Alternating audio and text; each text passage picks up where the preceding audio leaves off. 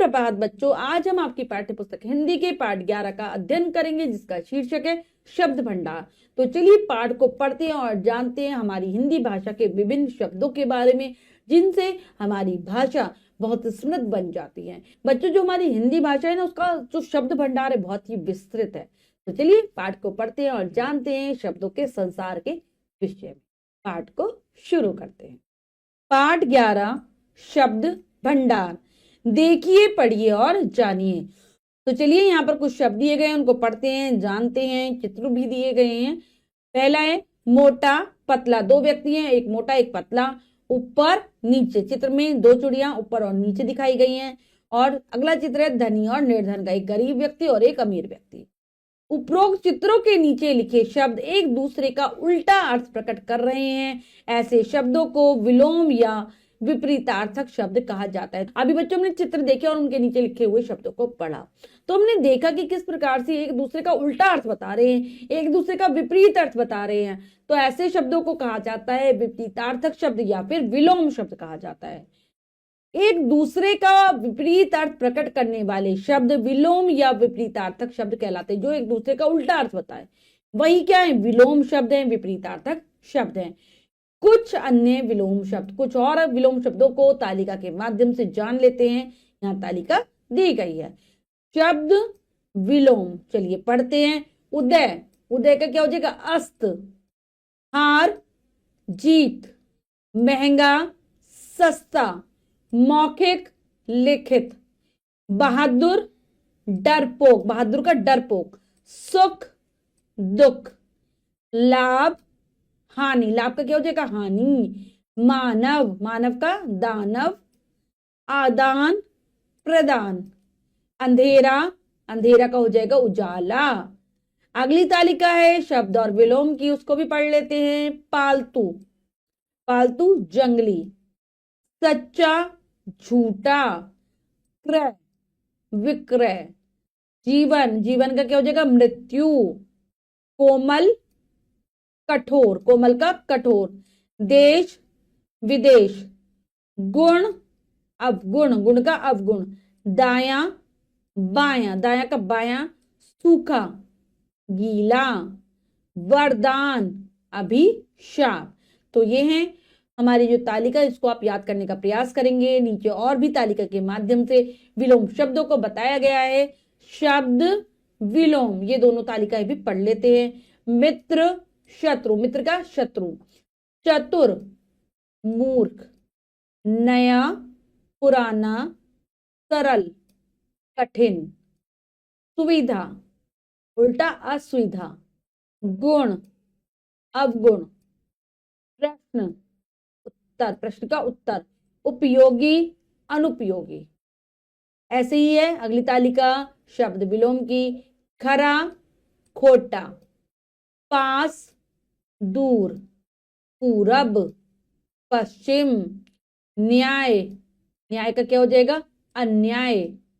गर्म ठंडा। उचित अनुचित। सफल असफल। शुद्ध, शुद्ध का हो जाएगा अशुद्ध, शुद्ध का अशुद्ध। तो बच्चों हमने बहुत अच्छे से विलोम शब्दों के बारे में जाना, आप तालिका को याद करेंगे। अब हम पढ़ लेते हैं पर्यायवाची शब्दों के विषय में। पर्यायवाची शब्द क्या होते हैं, देखिए पढ़िए और जानिए। यहाँ पर चित्र बने हुए हैं, उनके नीचे शब्द लिखे हुए हैं। पहला चित्र है सूरज। क्या क्या कहते हैं हम सूरज को, सूर्य सूरज भानु। सांप का चित्र है सांप सर्प नाग। कृष्ण भगवान का चित्र है कृष्ण श्याम और केशव।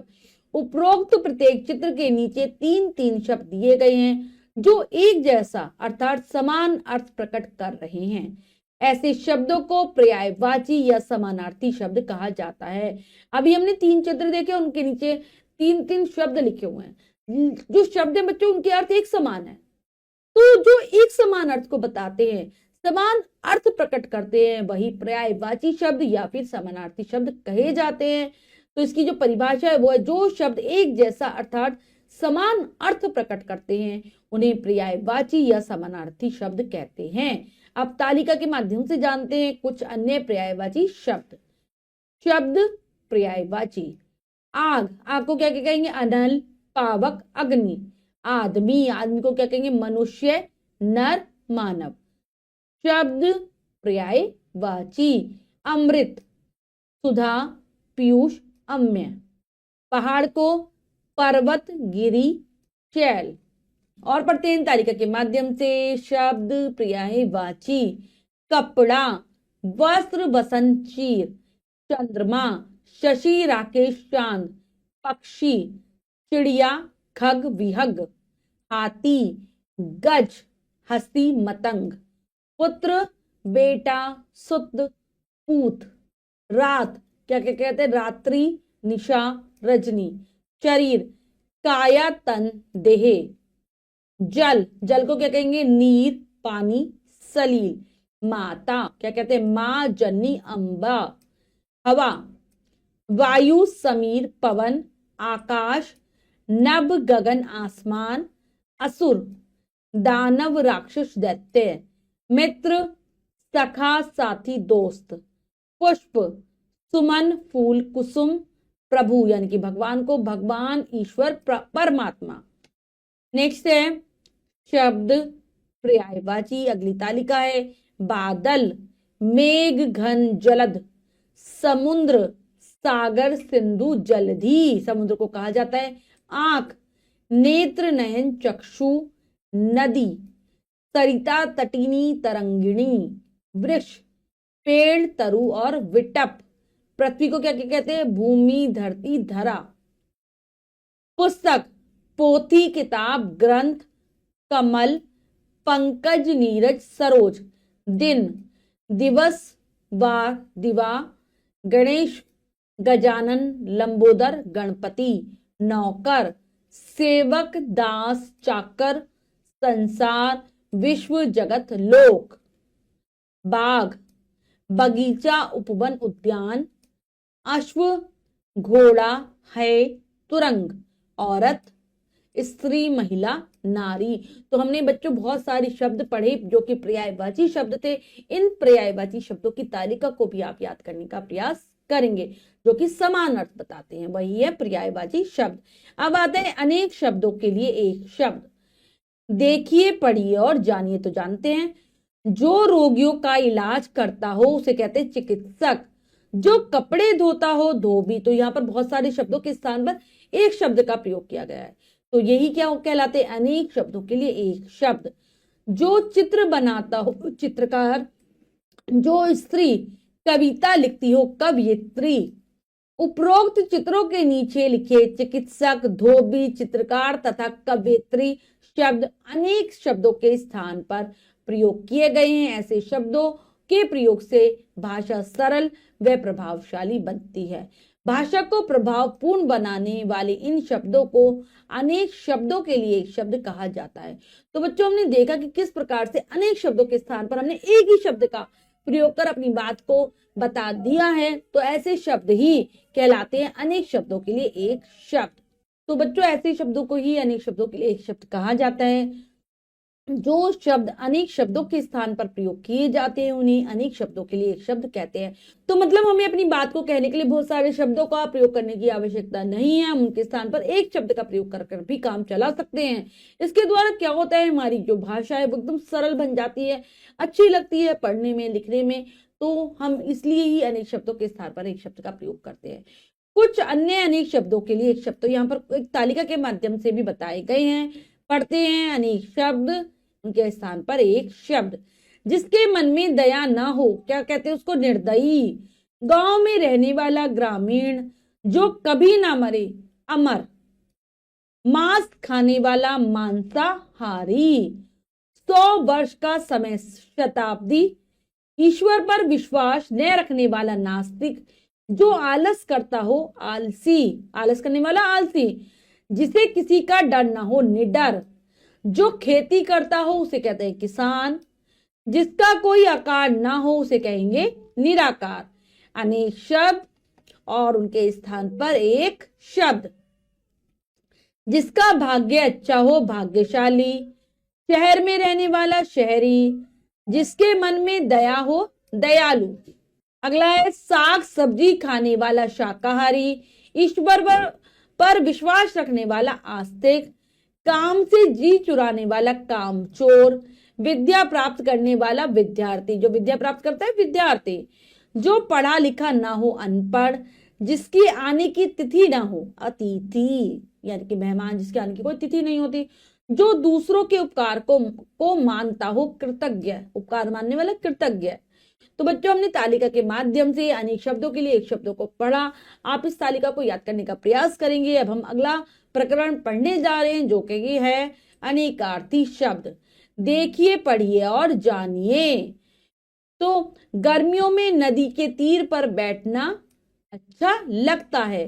राम ने रावण को तीर से मारा। पहले वाक्य में तीर का अर्थ किनारा है तथा दूसरे वाक्य में तीर का अर्थ बाण है। तो बच्चों यहाँ पर हमने तीर शब्द देखा जो कि जिसके दो अर्थ है, यानी कि जो भी एक से ज्यादा अर्थ देता है वो अनेकार्थी शब्द होता है। तो पहले में जो वाक्य था तीर का अर्थ क्या था? किनारा। दूसरे में तीर का अर्थ बाण था। तो जिन शब्दों के एक से अधिक अर्थ होते हैं उन्हें अनेकार्थी शब्द कहते हैं। ये परिभाषा है। नीचे कुछ अनेकार्थी शब्द व उनके प्रयोग दिए गए। यहाँ पर कुछ अनेकार्थी शब्द हैं, उनके प्रयोग भी हैं। जैसे पहला हार, जिसका अर्थ होता है माला। मेरी माँ के पास सोने का एक सुंदर हार है। हार जिसका अर्थ पराजय भी होता है। पाकिस्तान की सेना हार कर लौट गई। तो दोनों हार हैं लेकिन दोनों के अर्थ अलग हैं, वाक्यों के द्वारा स्पष्ट हो रहे हैं इनके अर्थ। अब है उत्तर, जिसका जो उसकी दिशा के लिए प्रयोग होता है। हिमालय भारत के उत्तर में है, यानी कि उत्तर दिशा में है। अब है उत्तर, जिसका अर्थ जवाब भी होता है। हरि ने परीक्षा में सभी प्रश्नों के उत्तर लिख दिए। तो यहाँ पर उत्तर, तो ये हमें पता चल रहा है कि अर्थ के हिसाब से दोनों में कितना अंतर आ गया है वाक्यों में प्रयोग होने पर। अब आता है हमने सीखा, जो भी हमने पढ़ा उसको दोहरा लेते हैं बच्चों। एक दूसरे का विपरीत अर्थ प्रकट करने वाले शब्द विलोम शब्द कहलाते हैं। तो बच्चों ऐसे शब्दों को विलोम कहा जाता है जो उल्टा अर्थ बताते हैं। जो शब्द एक जैसा अर्थात समान अर्थ प्रकट करते हैं उन्हें पर्यायवाची कहते हैं। जो समान अर्थ दे वो पर्यायवाची है। जो शब्द अनेक शब्दों के स्थान पर प्रयोग किए जाते हैं उन्हें अनेक शब्दों के लिए एक शब्द कहते हैं। अनेक शब्दों के स्थान पर एक शब्द का प्रयोग। एक से अधिक अर्थ रखने वाले शब्दों को अनेकार्थी कहते हैं। जिनके एक से ज्यादा अर्थ होते हैं वो अनेकार्थी हैं। तो बच्चों हमने पाठ को बहुत अच्छे से समझकर पढ़ लिया है। अब हम अभ्यास कार्य कर लेते हैं। आओ अभ्यास करें के अंतर्गत पहला प्रश्न पढ़ते हैं, करने का प्रयास करते हैं। सही विकल्प पर सही का चिन्ह लगाइए। प्रश्न में 3 विकल्प हैं, 2 विकल्प गलत हैं, 1 विकल्प सही है। हमें सही विकल्प को चुनना है, सही का निशान लगा देना है। करते हैं। एक दूसरे का विपरीत अर्थ प्रकट करने वाले शब्द कहलाते हैं विलोम शब्द, पर्यायवाची शब्द, सर्वनाम। तो ये कहलाते हैं विलोम शब्द या फिर विपरीतार्थक शब्द। समान अर्थ प्रकट करने वाले शब्द क्या कहलाते हैं? पर्यायवाची शब्द, विलोम शब्द, विशेषण। तो ये कहलाते हैं पर्यायवाची शब्द या फिर समानार्थी शब्द। गांव में रहने वाला के लिए प्रयुक्त एक शब्द है ग्रामीण, शहरी, नागरिक। तो ये कहते हैं गांव में रहने वाले को ग्रामीण। हार का अर्थ है पराजय। गले का हार, ए व एवं बी दोनों, तो ये दोनों ही होता है, पराजय भी होता है और गले का हार भी होता है। अब निम्नलिखित शब्दों के विलोम शब्द लिखिए। तो यहाँ पर शब्द है उनके हमें विलोम बताने हैं। करते हैं। सबसे पहला प्रसन्न, प्रसन्न का हो जाएगा सुखी। मित्र, शत्रु। उत्तीर्ण, उत्तीर्ण का हो जाएगा अनुत्तीर्ण। उचित, अनुचित। मौखिक, मौखिक का लिखित। जन्म, मृत्यु। सुगंध, सुगंध का दुर्गंध, दुर्गंध यानी कि बदबू, सुगंध यानी कि खुशबू। वीर, कायर। नैतिक क्या हो जाएगा? नैतिक का अनैतिक। हानि, लाभ। उल्टे अर्थ बताने हमें, ठीक है। अब है निम्नलिखित शब्दों के 3-3 पर्यायवाची लिखिए, यानी कि 3-3 पर्यायवाची शब्द लिखिए, यानी कि समान शब्द। चतुर, पहला एक चतुर। होशियार, होशियार। चतुर का हो जाएगा होशियार। क्या क्या हो जाएगा? होशियार के बाद आ जाएगा बुद्धि, बुद्धि, बुद्धिमान, बुद्धि, बुद्धिमान और प्रखर। उसके बाद है घर, गृह, सदन और आल्य। नेक्स्ट है समुद्र। समुद्र को हम क्या कहते हैं? सागर, सागर, जलधि, जलधि। और नेक्स्ट है वारी ही, वारिधि। नेक्स्ट है मित्र। मित्र सखा, दोस्त, सखा, दोस्त। नेक्स्ट है दोस्त और साथी।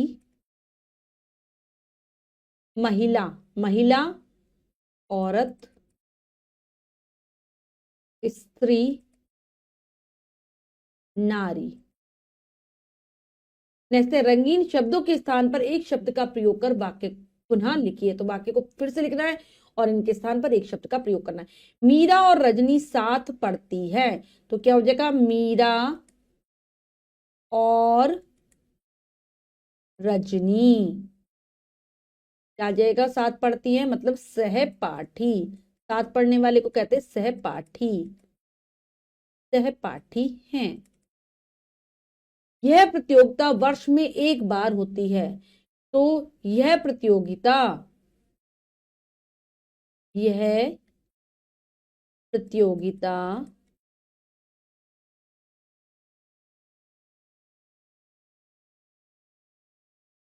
यह प्रतियोगिता वार्षिक, वार्षिक है, यानी कि ये एक बार होती है। रामदास मिठाई बनाने वाला है। तो रामदास, मिठाई बनाने वाले को क्या कहते हैं हम? रामदास हलवाई। मिठाई बनाने वाला हलवाई, रामदास हलवाई है। हरिया बिल्कुल पढ़ा लिखा नहीं है। तो क्या हो जाएगा? बिल्कुल पढ़ा लिखा ना होना, हरिया अनपढ़ है, अनपढ़ है। ये हो गया। इसके बाद हमारा अगला प्रश्न है बच्चों, सही मिलान कीजिए। तो हमें मिलाना है, दो कॉलम है उनको मिलाते हैं। किसी से न डरने वाला क्या हो जाएगा? निडर। जिसके माता पिता ना हो वो क्या होता है? अनाथ। जो शिकार करता हो शिकारी। जिसका पति मर चुका हो वो विधवा। तो बच्चों ये कार्य हमने बहुत अच्छे से समझकर पूर्ण कर लिया है। इसके बाद जो भी कार्य दिया गया है वो आपको स्वयं करना है सुंदर अक्षरों में अपनी अभ्यास पुस्तिका में। बच्चों आज हमने पाठ को पढ़कर यह बात जानी कि हमारी भाषा किस प्रकार से शब्दों से परिपूर्ण है। इसमें विभिन्न प्रकार के शब्दों को शामिल किया गया है। विलोम शब्द, पर्यायवाची शब्द, अनेक शब्दों के लिए एक शब्द, अनेकार्थी शब्द। तो आशा करती हूँ यह पाठ आपको बहुत अच्छे से समझ आ गया होगा। विभिन्न शब्दों से संबंधित तालिका को आप याद करने का प्रयास करेंगे। मिलते हैं अगली कक्षा में नए पाठ के साथ। तब तक के लिए स्वस्थ रहिए, प्रसन्न रहिए। धन्यवाद।